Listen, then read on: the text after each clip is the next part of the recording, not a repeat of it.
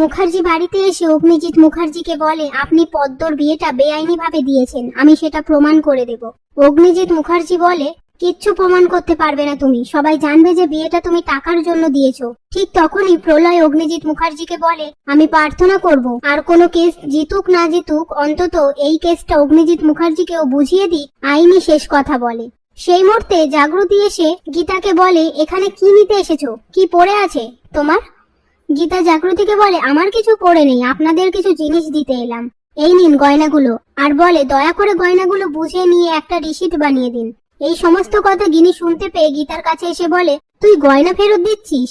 কিন্তু কেন, তুই কি বাড়িতে ফিরবি না, সংসার করবি না? তুই না ফিরলে তো আমার সবকিছু শেষ হয়ে যাবে।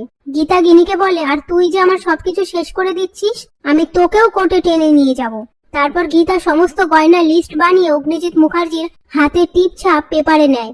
এরপর গীতাকে বড়বাবু ফোন করে বলে, সিসিটিভি ফুটেজ আমি নিয়ে নিয়েছি।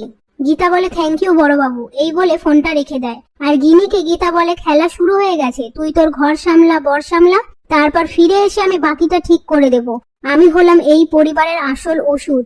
এই বলে গীতা সেখান থেকে চলে যায়।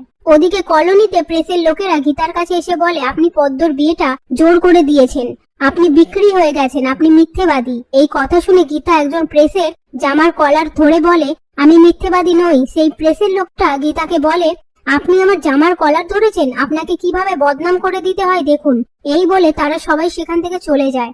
এরপর পদ্ম গীতাকে ফোন করে। গীতা পদ্মকে বলে, তুই এখানে কেন ফোন করেছিস? তোর জন্য আমি কি না করেছি, নিজের জীবন বিপন্ন করেছি শুধুমাত্র তোর জন্য, আর তুই এত বড় অকৃতজ্ঞ। পদ্ম গীতাকে বলে, আমি আমার ঘর পেয়েছি, আমি একটু শান্তিপন হয়েছি, আমার বর তোমাকে বৌভাতে নেমন্তন্ন করতে যাবে, তুমি তাকে অপমান করো না, যতই হোক বর তো। এই বলে পদ্ম ফোনটা রেখে দেয়।